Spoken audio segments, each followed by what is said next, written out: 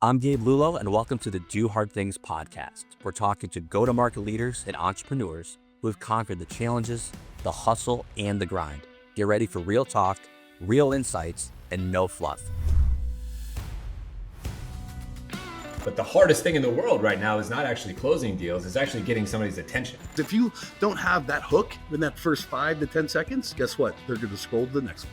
You need to go in and you need to make it sound like yourself. That's the biggest piece of the puzzle. And I promise you, we can all tell. The people that are trolls and the people that are haters never done the thing that you're doing. I love doing this podcast because I get a front row seat to some of the greatest minds in sales. Gone are the days of saying stay in your lane. When you're an executive leader and you're an enterprise-wide leader, there are no lanes. You've got to be partners. Curiosity is like when the type of questions you ask is sometimes the value that you bring. I need you to tell me when you're ready to buy or what you're ready to do. And I think it's changed so much into like adding more value. And if you're not doing that, then you're definitely going to come off as desperate. High pressure selling is like a dinosaur tactic at this point. No parent is like, oh, you should be a salesperson when you grow up, right? Everyone's like a doctor, lawyer, whatever crap. It's never salespeople. It's not your job to motivate people. It's your job to find motivated people. It's not cockiness. It's not arrogance. It's confidence knowing I know this and I know that I can help you. From where I started to where I am today is all because I learned how to sell. And there's too many people who have only been doing this for 5 freaking minutes. Sit down, close your mouth, actually go out there and get yourself beat up. Then come back and tell me if something is dead or not. That is exactly why I started this podcast, because right there, that's the epitome of doing hard things.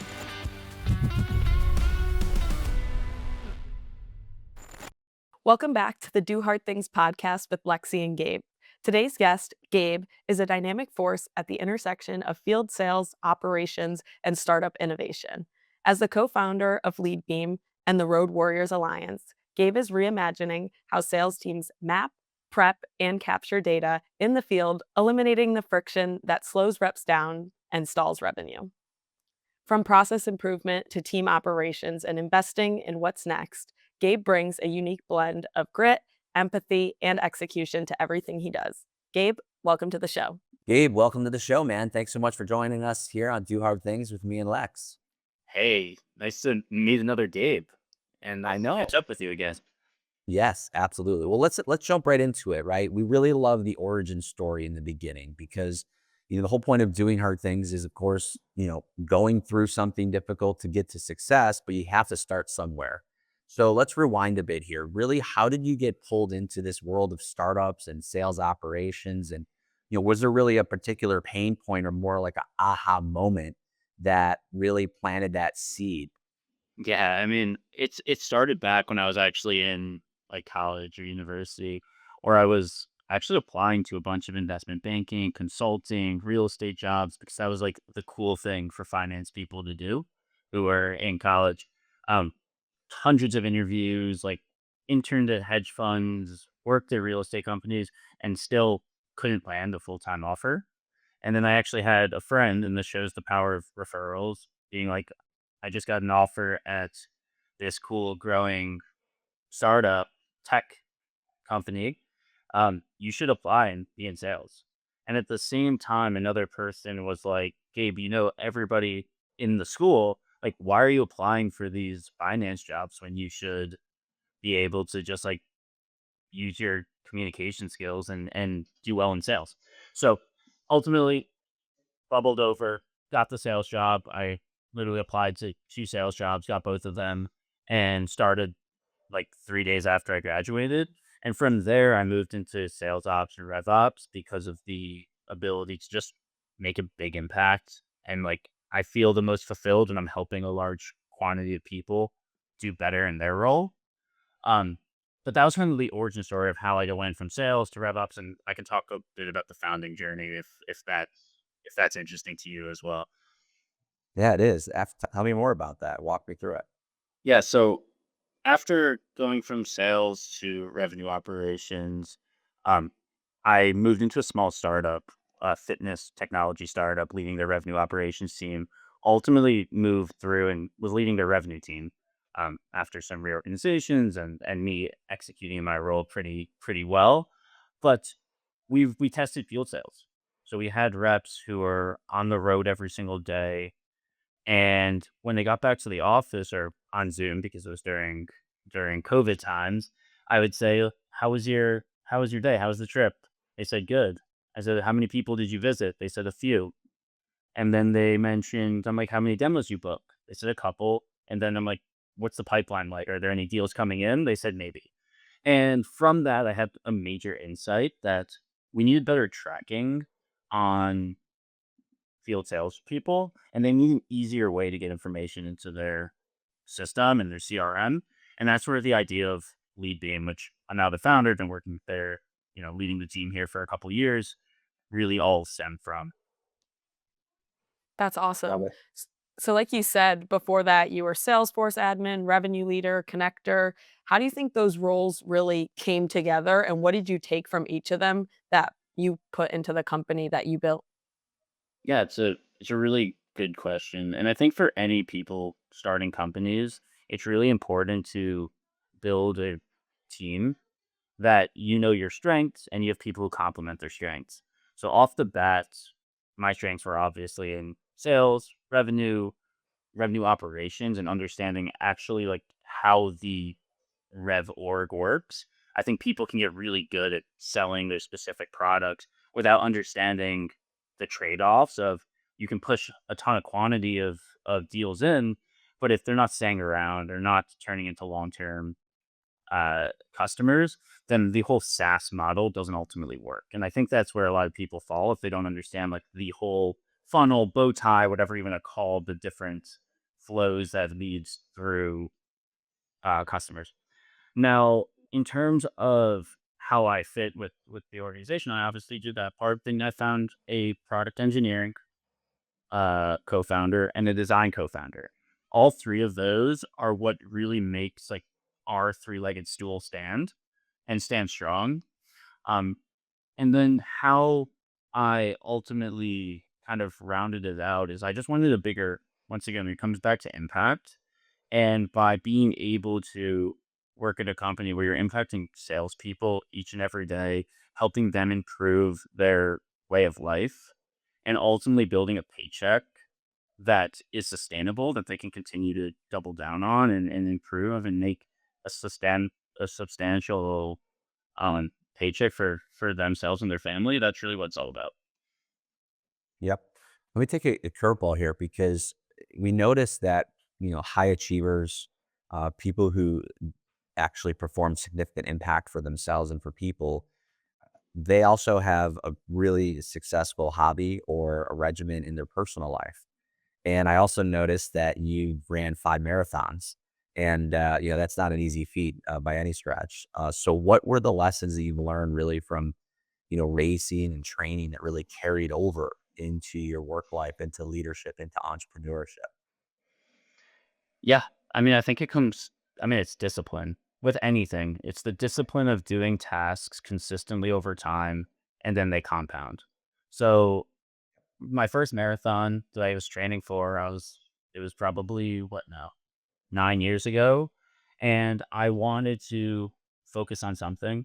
I wanted to get a new hobby, and I ran it just because people said I couldn't do it. And that's why I do a lot of things in my life is people tell you you can't do it, and I'm Hey, like, well, with the same name and we're motivated the exact same way. Okay, I love it. like Continue. people are talking shit. Like I'm gonna do it for that reason. I was also a personal trainer, so fitness has always been a big part of it.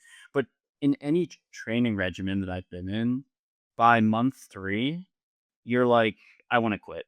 I've been training 6 days a week, 7 days a week for 90 days, longer than that. Like, you want to quit, but you realize that that is actually the most important point to having a good race, where by mile 25, you're like still feeling good and able to do like 5, 10 more miles, or you're kind of eating sand and pounding your head against the pavement, being like, why am I doing this? I'm never going to do this again. And ultimately hurt yourself. And I think that has a big analogy to business. In the case of a lot of times, you're going through stretches where it feels good. You hit like a grueling period where it's like nothing's clicking. You're not hitting your quota. You're not seeing the business grow. And that's really the point when you need to continue to push through because you're almost on the other side. And I think that goes, those are really similar in both of those examples. Yeah, that's awesome and so impressive. I mean, that's crazy running 5 marathons. But quick shift here. So Lead Beam really tackles the often overlooked grind of data capture in field sales. What made you double down on solving that problem specifically? Yeah. So it's a really good question. I mean, number one, none of the field sales platforms today solve that problem. They were focused on mapping and routing, and they were typically started in 2015 or before. There really wasn't a new age of field sales software. So what we saw was this is our wedge in the door, focus on data capture. AI obviously makes that super easy now. Everyone has a video recorder on their computer. They're recording, both in person and, behind the desk conversations. And it's like, okay, how can you make this even easier though if you're in the field? And then from there, we've grown much larger. And now we do really everything from lead generation to mapping to routing to enrichment to data capture and follow ups. So we're doing like the full cycle. But our wedge and the problem we actually see the most when we're talking to field sales leaders is we have no idea what our sales reps are doing in the field. We're completely blind. And I need something to make decisions off of. And because of that, we focused really closely on that design portion of the app and really make it as easy and simple as possible to get the data in the system. So the app technically is built for the users, but I'd say it's helping the users and the leaders, helping both of them be more effective. Yeah, absolutely. So you obviously come across challenges and more importantly, unexpected challenges when you're an entrepreneur, right? You don't realize there's challenges out there and then you have to circumvent and cross the finish line to your ton of running marathons. So walk me through maybe an unexpected challenge, you had when really building for field sellers that you wish more SaaS founders understood. Yeah, I mean, I think one of the hard things as a startup, racing to one as quickly as possible in the 0 to 1 track is you want a 10x feature, but no enterprise wants to buy a point solution. So it's weighing both those things that you need to make sure that you're the best at something, but you need to be able to do the table stakes functionality that every enterprise customer expects. So for a founder coming in who hears both sides of the coin, being like, we need to be everything and we need to be the best at something, there's a lot of dissonance in those two statements because they kind of repel each other. Like you can't do everything well, but you need to do one thing super well. So when I think about just like the one piece of advice, it's just like it takes time to build a startup and it may take you may have a lighthouse customer come in month 6, and that can be used as potentially like a design partner. But what you need to build is full workflows that your reps are going to, or your teams, or your customers are going to be using, and really like automate them away and make it as easy as possible. Because what most people face is not a intelligence shortage right now, because AI is doing like a lot of helpful teaching, coaching, like even just like ChatGPT is coaching you throughout your day, but they're facing a time issue where they ultimately don't know one how to save time and two how to best use their time in the best way that they're going to see the highest results. So you've mentioned automation, AI. How do you strike the balance between optimizing processes and also keeping things human and flexible? Yeah, I mean, I think I'd say AI. So I ran into a funny circumstance this past week, actually. It was a large company going through security. We already built the business case, everything was good. And then we brought it to the CEO, and they actually said no to the deal because they don't want to use AI. And I was amazed that there's companies in this world that aren't using AI, being that, you know, there's AI. I think of AI as software. So when I think about that, it's just AI is just an extension of software that makes what we have been doing much better. So in terms of just like workflows and like tasks, ultimately it's going to continue to get more automated. And then what that'll do is it'll allow the humans and the people to focus on the high, functioning work that needs hands-on thought and like experience and doing. Um, so yeah, I think overall that's like where I would focus is okay. Let's automate away the low end work so that humans can focus on the more important stuff. I just want to unpack that, and if you're not comfortable sharing, that's fine too. Again, we can edit this, but what was their reasoning for not using AI? Was there a specific thing that they pointed to, or what was the thing that I was kind of curious? So they had a security breach like maybe a year ago, Got which it. caused it. Which I mean, they're just like extra concerned about it. Yeah. But the idea of not being able to use AI doesn't make sense because like this video recording is using AI right now. Like if you use Siri on your phone, it's using AI. Like Right. it's such a simplistic statement to say I don't want to use AI. Like maybe you don't want to use OpenAI as a vendor, and that's reasonable. But to say you don't want to use AI it means you can't do anything on technology these days. Correct. I Or like you how you can't. I got a good one though. I got another one. It means you can't search on Google because Google is using AI ads to serve them to you, even without the top part, to give you high quality ads that you should click. Exactly. Exactly. So let's talk about again. I like getting into the personal stuff, right? Have you ever hit a wall professionally, right, or even physically, where you had to radically rethink an approach, and what got you through that, and how did you approach that? Yeah, I mean, my first my first job was that sales job that I was saying that I couldn't get a position in banking and finance, and I decided to go into sales at the startup. Um, it was a ton of fun. The company exited for a decent amount of a large sum of money. Like I learned so much about sales and sales skills. But as I moved through and consistently was hitting 150, 200, 250% of quota, I wanted more. And the fact is, there wasn't a place in this position, in this company, to be a sales leader, SDR leader, or be a sales ops person. And where I get fulfillment is, like I mentioned earlier, giving back to people so that they can then be successful. So because of that, I was, applying for jobs, still hitting my quotas, but you're not able to come to work with that same fire and intensity that you need each and every day if you're not fully bought in and like fully activated into the culture that you're currently at. So that was like a probably a 6 to 8 month stretch of me still looking for other jobs while being at this job and still crushing my quota. So even if my attitude might have not been up to par. They're not. They did. They didn't feel like they could fire me, even though looking back, if I was my manager, I would be getting the boot after like 2 months of the way I acted. So that was a one, but and I wouldn't ultimately say that that's like the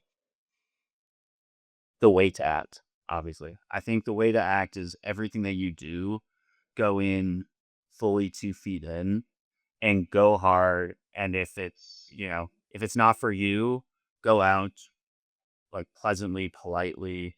And it's really like I've changed a lot about how I act as a person, as a leader, I was just telling my team today, I was actually giving them that story about how much you can learn from like not acting as a team player, that it really makes you want to share that to make everybody 10, 20, 30% better.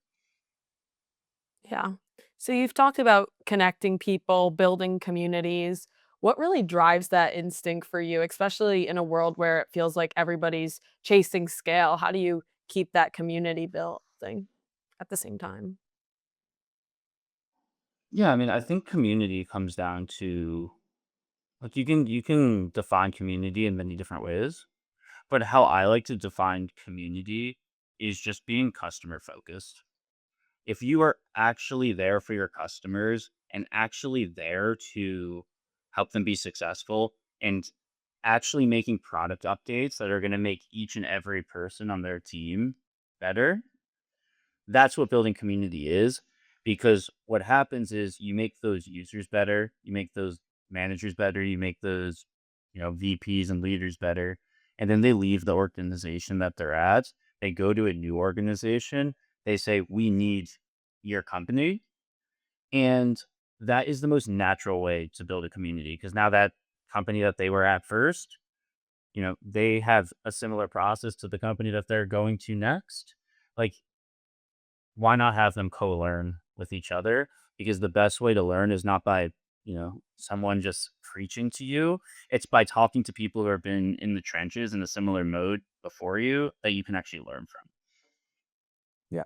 So fast-paced startup life, mentorship. We were talking about community, but you also mentioned in the top of the show, networking and relationship building. And, it reminded me a lot of how I operate as well. Like, for instance, we never met each other, but through networking and through social media and through obviously like-minded, experiences, we're now on a show together. So really, how does that work for you? How do you use relationship building and networking to build your businesses either online or offline? Yeah. I mean, I like to tap into many different types of communities because I think that's the way that you can get the widest net of people. So some of the ones that I think are the highest quality is we went through an accelerator called StartX, and that's a Stanford-based accelerator program. And just some of the quality of people there are very different than not the quality different, but the types of people are very different than some of the other communities I'm in, like the Pavilion, the Rev Genius, um, the RevOps Co-op group, just because they're all founders and really technically focused. So I really get to understand the two sides of the house where it's like, okay, I'm talking to some of the smartest people in the world in product and engineering. And now I'm able to talk to some of the best sales leaders and RevOps leaders in the world.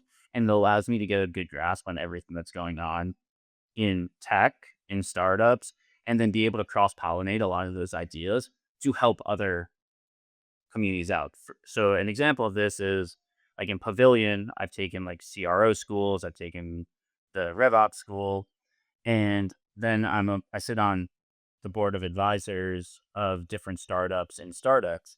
So that when I'm in those board of advisor meetings, I'm able to give some of that go to market advice that I've taken from there, taken from my own experience of scaling sales teams and customer success teams, and help other people out. So that when they build their company up to hundreds of people as well, they'll be able to see the same success. So I'd love to know, how do you see content right now fitting in your industry and where do you see it going? Is it something that you're doing, something you want to do more of? I'd love to know your thoughts there. Yeah. So I would think of when I think of content, I think of maybe three different types of content. So I think of one being social media, being one form of content, two being SEO driven and that sort of content, and websites, and then three being like email marketing, for example, or ads or just like marketing. I'll break each of them up. So from a social media standpoint, all content is good content as long as people are talking about you and you're in the same ballpark of what they're talking about. It's good. We had super surprising results from Reddit, and I was, a founder troll on Reddit, commenting, helping people out. But ultimately, it's driven business, so I'm not going to stop doing it. I'm staying within the rules there.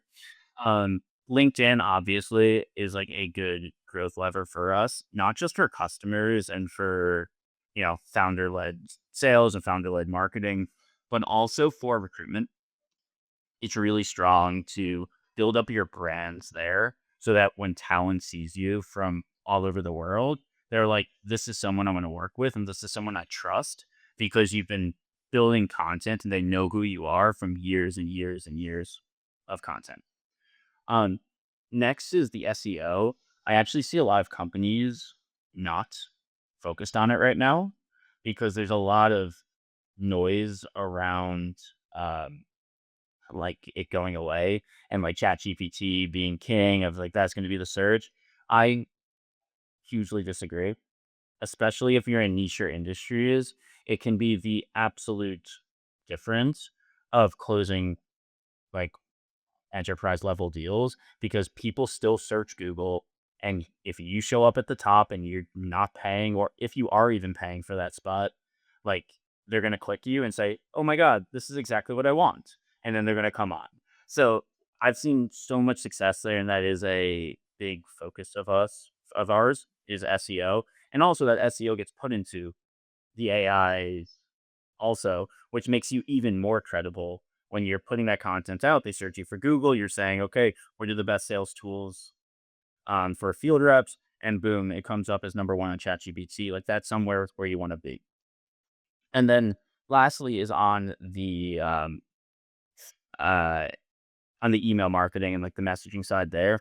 I think that's just really good for consistency. Just staying top of mind, keeping sure your customers know what you're focused on, making sure that your people you've spoken to in the past know what's new or what's happening in the industry, and just giving, quality content over time, because at some point that education is going to turn to interest and that interest is going to turn to buying.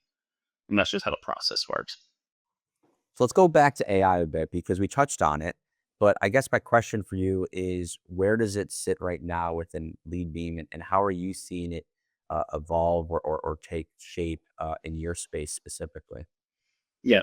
So I think of it as internal and external. So from an internal standpoint, like our engineers are using it every day. I'm using it in for writing docs and being in sales and marketing and success. Like we're all using it daily internally, and I think we're getting 50% plus increased output and like not needing to bring on some additional members that we may have had to bring on if we didn't have it. But I think the root of the question is externally, what are we doing? From a data capture piece, we have, voice agents, image agents that were able to take voice notes and images and instantly have it in your CRM and structured data ready to go. And then with that data that you just added, you already have a email an email or text already generated for you that you can then quickly send over to a prospect right after you met with them, and not have to wait till you get home after a long day in the field or you're sitting in your hotel room sending that out. So on the data entry piece, that's one side. On the enrichment piece, now and on the routing piece, reps can pull in their Salesforce data or their the lead beam data that we have with millions of records in our system. They can, in one click, route their entire day and optimize that route to make sure that these reps are spending hours and hours driving every day. If you can turn hours and hours or 3 hours driving down to 45 minutes and being able to hit 50 doors instead of 20 doors in the day, you're going to be that much more effective. So from a routing optimization standpoint, that's another way that we're using AI. And the last way is you click a lead. If it's not in your system, or if it is in your system, you press enrich, and instantly everything gets filled out. You already know who the owner is. You already know their mobile number, their email, where they're located, and you have a summary of the business as well as a battle card.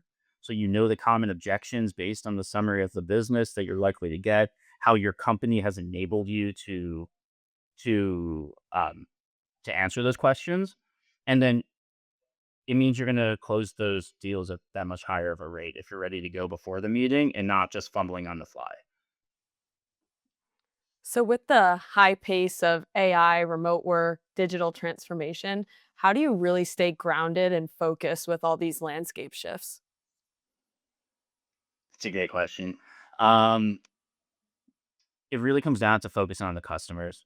Like I could care less AI, software, SaaS, um, like whatever you call it. It's like, are you adding value to customers? And if you're adding value to customers, then you're on the right path. If they say your product shit, it doesn't work, and you're not adding value, and this is more work than cost me, then you should rethink your strategy and probably focus on the customer. Um, so I think there's stuff from people who buy your software as well as people who don't buy your software, though. From an AI standpoint, like if people are like, we want your AI to do more, you're like, okay, tell me what you want and let's see what we can do. And we might be able to work it for you. That's the great thing about AI in general is how quickly it, one, is evolving. And then two is how sometimes just a little change of prompt can completely change your entire product and help the customer that much more. And by making it personalized to them, because every customer is different, and what AI is really good at is making it personalized to the specific, not just company but person using the product. And that's where that's where you can really see some gains. Right. So we deal with this all the time, right? Companies come to us with this new product, this new, what I call a shiny thing, and they think it's the greatest thing since sliced bread because it's their baby. They created it and they want to have us bring it to market for them. But we have to really, really make some tough decisions there to evaluate whether it's just a new tool or a product that really is, the real deal. How do you do that as an investor, as an entrepreneur? How do you know whether or not really that product is just a shiny tool or it's the real deal? Yeah, I mean, I have my answer, but I'm curious, how do you evaluate that? I think that Yeah, I mean, think about, you look at competition, you look at the total addressable market. Does it fix the actual problem that it says it does? Um, you know, is there a product market fit? Are customers, trial customers actually excited about it? Are we, surveying those customers before we actually bring it to market? Those are all things that we look at and we attempt to do with the client before we actually go full throttle. yeah, and I think that's a lot of the right way to think about it. The total addressable market, unless and look, I care less about because that's something that any good founders or any good people will be able to pivot, add on, make larger. Because I actually think the best way to build a product in the beginning is stay super focused on one really specific set of customers, regardless of if it's massive. But so an example might be like I know someday we'll be working with insurance, like large insurance carriers. But for us to do that, we might as well knock off some like 100, 200, 300 person companies before we heavy hit for the 14,000 person insurance sales floor. So that's just like one example. But I think how I evaluate any new software that's coming in is, do the founders understand the space? Do they understand the competitive landscape? Is there a competitive landscape? Because if there's not a competitive landscape, it's probably not an appetite. There's probably no appetite there for people to actually buy it. Um, and then three is just like, is the product good? Like, is there parts of the product that you can squint through and say, if they did this, would this be life changing for an organization or for a specific person?